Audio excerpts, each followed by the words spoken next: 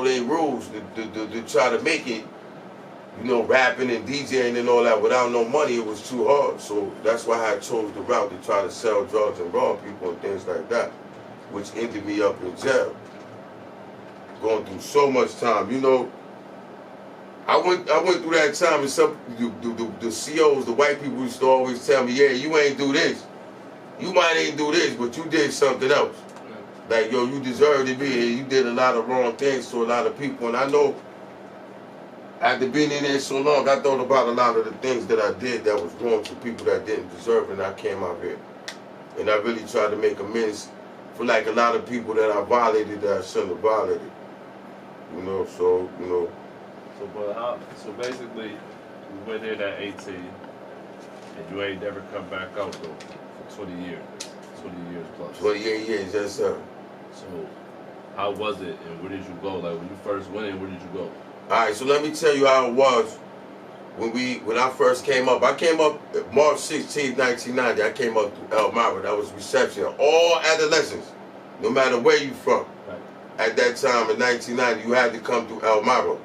All the adults had to go to downstate.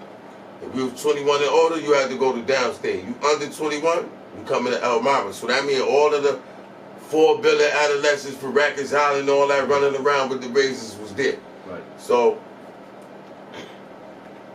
when I went there, real shit, guys, I was in DFY with a lot of New York dudes, and I was out in the street going back and forth to like the Bronx and things like that, man. So my Haitians and my Jamaicans. So I happened to land at Elmira on a company with a kid from the Bronx named Pig.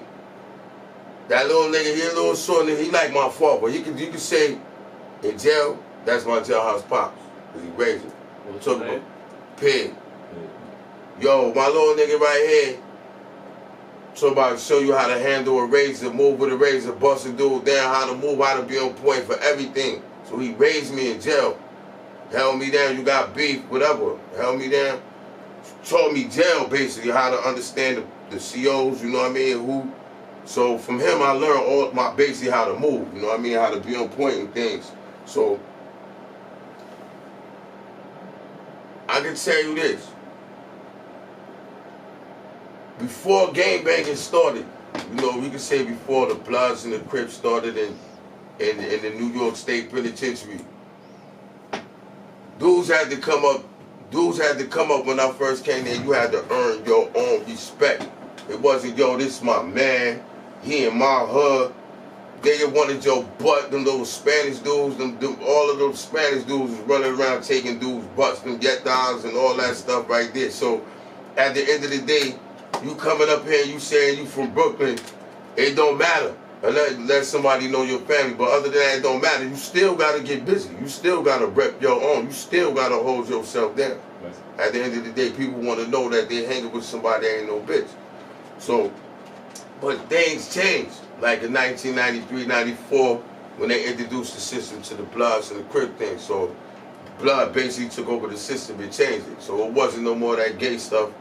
You know, it's undercover, it's closet and stuff like that, but you know, the get-downs was wiped out with all that rape stuff.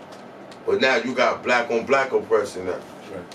When you got, because of your color, because of, I don't like you, and I'm in this set right here, you know, they want to just continue to bang and hurt each other and not understand the system that's keeping them locked up and oppressed. You know what I mean? So you ain't joined no gangs in that. So listen, we talking about joining gangs. I was blood up there before any one of them dudes that they recognize as blood. I love all of them, my son, La Brim, Wookie, I love my son.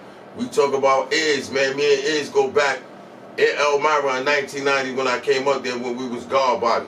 In Clinton in 1992, 91, 92, 93 when we wowed them up. That's when we turned blood in 1992, 93 in Clinton. You know what I mean? All right, we're going to go back to that. We go past that, yeah. We're going to go back to that in a minute because I'm pretty sure that people are going to want to hear that story. That's going to be a whole another different type of segment.